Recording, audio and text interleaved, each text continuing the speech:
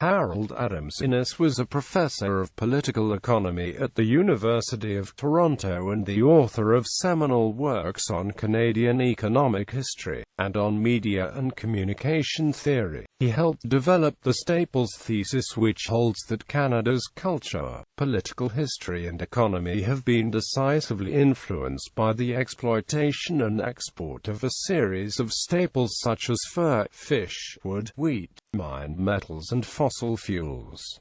Innis's communications writings explore the role of media in shaping the culture and development of civilizations. After the publication of his book The Fur Trade in Canada, Innis turned to a study of an earlier staple, the cod, fished for centuries off the eastern coasts of North America, especially the Grand Banks of Newfoundland. The result was the cod fisheries, the history of an international economy, published 10 years after the fur trade study. Innis tells the detailed history of competing empires in the exploitation of a teeming natural resource, a history that ranges over 500 years. He begins by citing a report recounting John Cabot's 1497 voyage to North America that marvels about how the sea there is swarming with fish, which can be taken not only with the net but in baskets let down with a stone, so that it sinks in the water. Quote, "This abundance attracted various European nations, but Spain dominated the fishery until the defeat of the Spanish Armada in 1588.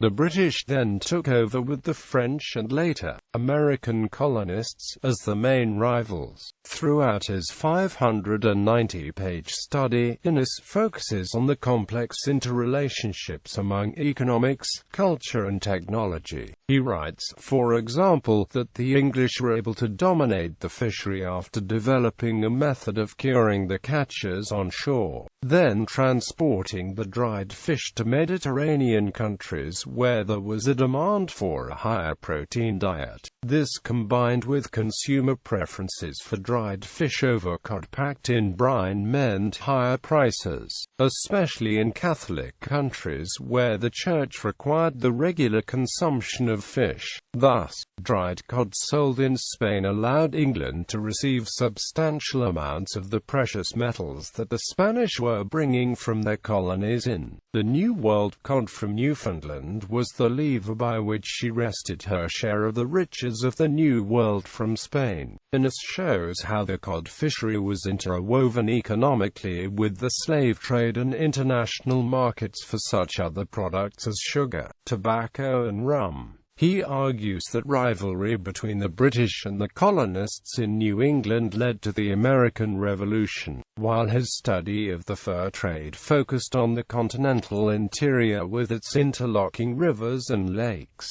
The cod fisheries looks outward at global trade and empire, showing the far-reaching effects of one staple product, both on imperial centers and on marginal colonies such as Newfoundland, Nova Scotia and New England. Biographer John Watson argues that the book foreshadowed Innis's later work exploring the relationships between communications technologies and the rise and fall of empires.